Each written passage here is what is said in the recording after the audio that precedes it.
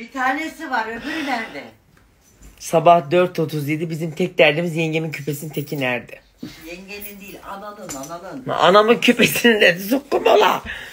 Ananın. Allah'ım ya Rabbim, buraya yatmaya mı geldiniz diye bize sabah 4.30 ettirdi. Sabah 9'da herkes ayakta, bak ta avcılara gideceğiz.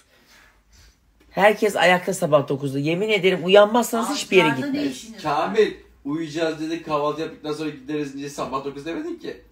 Kahvaltıyı 12'de mi yapacağız? Uyuyacağız işte. Ben hani bir akşam yatarız diye düşünmüştüm, sabah 4.08 oldu. Eğer Sen uyudun zaten. Uyudun. Ben Bak, yattım. gözlerini açamıyorsun. Gözlerimi kapattım, hep anlattıkların aklıma geliyor. Hay sen kapatın yeter. Hiç bahsetmiyorum bile anlattık. Yok bir de bahset. 35 dakikadır bize neler anlattı. Kendi aileme bu kadar kötülendiğini ilk defa duydum ama neyse alıştık artık. Anne yat artık. Sen nasıl bir şey?